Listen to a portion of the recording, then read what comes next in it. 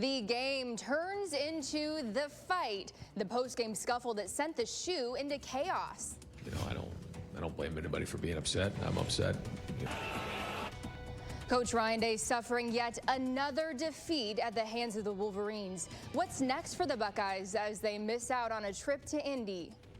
A disturbance is bringing more snowfall to south central Ohio this evening. However, most of us remain dry. The bigger issue is the cold. We have now been below freezing for almost 48 hours, and many of us will continue that streak through the day tomorrow.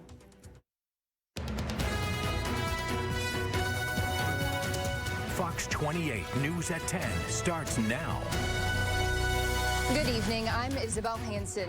For the fourth straight year, the Michigan Wolverines beat the Ohio State Buckeyes. The final score, 13-10. We'll tell you about the game in just a minute, but the biggest story might be what happened after the game. Sports director Dave Holmes was down on the field when things got chaotic. Dave, what happened? Well, yeah, my 17th Ohio State-Michigan game. I thought I'd seen it all. I expected an easy victory for the Buckeyes, a calm, full postgame. We got neither. And all week we heard Ohio State and Michigan players say this game was going to be a war. But it turns out the biggest fight took place moments after the game ended.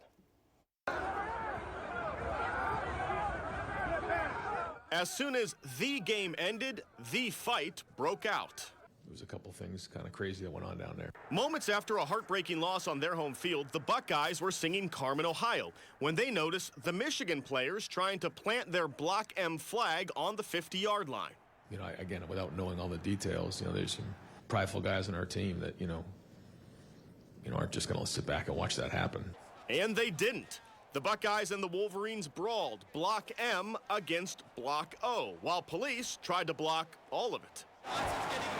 You can see in this video multiple police officers using pepper spray. OSU linebacker Sonny Styles was having trouble seeing afterwards. He had to be escorted off the field.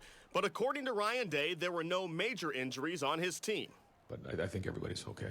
The Buckeyes may be okay physically, but they're not okay with the result of the game, or the fact that Michigan tried to plant its flag again on the Block O, just as the Wolverines did 2 years ago.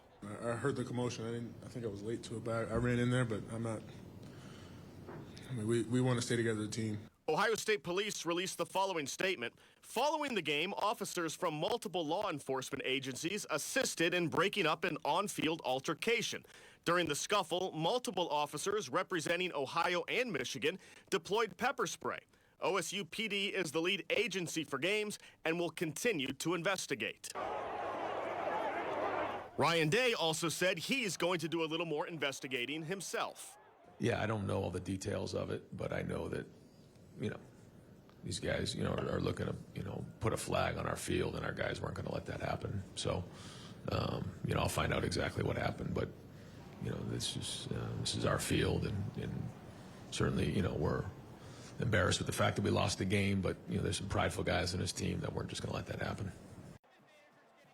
Brian Steele, the president of the local FOP Lodge 9, tweeted this out tonight, writing in part, quote, "One officer was injured and transported to the hospital." He goes on to say officers are authorized to use pepper spray to stop assault and protect themselves. Dave, certainly a tense, honestly wild end to the game. Yeah, I think you saw 4 quarters of frustration coming at the end of 4 years of frustration. So for more on the game that led to that fight, let's now bring in Kellyanne Stitz. Yeah, Dave, quite the emotional ending there. Yeah, the Ohio State Buckeyes. Ryan Day said he was devastated following their loss. 4 straight now to their rival Michigan. I don't know if anybody really wants to run it back, but we're going to look back at how this all went down from tonight. Picking it up in the second quarter. A rough day for quarterback Will Howard. Looking for Carnell Tate, and his pass was picked off, and the Wolverines capitalized on the costly mistake.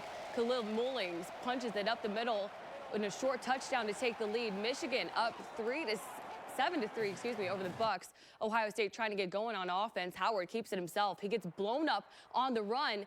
Then he headed straight to the medical tent. He said he was evaluated for a head injury, but felt good enough to come back into the game. But the Bucks go on to stall again in the red zone and settle for another field goal attempt, except the 38-yarder is no good. Jaden Fielding has been accurate this season, only missing 1 field goal all year until today. The Bucks finally break through, though. Howard finds freshman Jeremiah Smith, the freshman phenom, in the end zone for the 10-yard touchdown to tie it 10-all. headed into the locker rooms. The freshman, the only Buckeye to find the end zone in this one. Third quarter, some bad deja vu incoming. Howard picked off again in the red zone. A tough day for the QB. He finished 19 of 33, completing only 58% of his passes for 175 yards, a touchdown and those 2 interceptions. But the Bucs get the ball back by way of a Caleb Downs interception.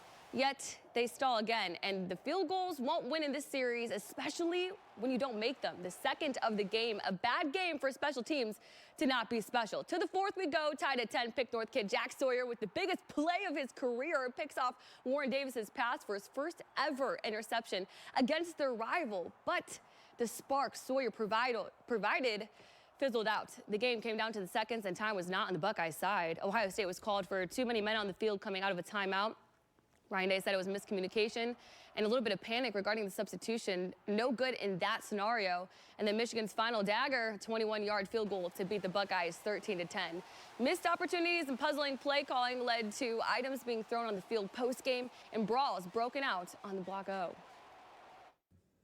Got a locker room full of guys who are just devastated, and I thought they played with great emotion. I thought the defense played their tails off, and I thought everybody played hard. Just the overall execution wasn't good enough, especially on offense. On offense.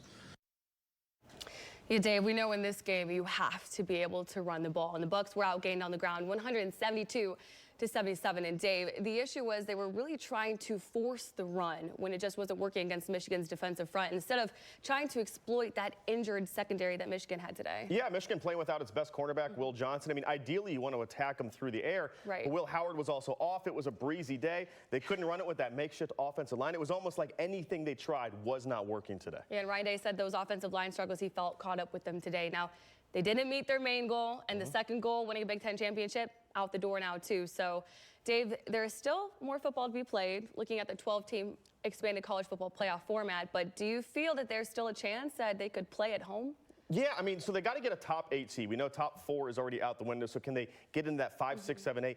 I think this will probably bump them out of that. I think they're most likely on the road. We'll find out this Sunday at noon for sure. The crazy thing is I think this iteration of the Buckeyes might have a better chance of winning a national title than they did of beating Michigan. Because the path. Exactly. Yeah. For some reason, there's a mental hang-up here with the Wolverines that I don't think they have with the rest of the teams in this field. The question is, can they mentally reboot now? See, maybe a little bit of a silver lining in this one after today, but Ryan Day, his seat was already hot coming into this one. Now it kind of feels like the meme of the dog with the coffee in a burning room against the Michigan Wolverines, saying everything's fine, but it's not. I mean, look, Ryan Day overall, I believe he's such a great coach, but he has this hang up against that team up north, and we know that you have to win these games.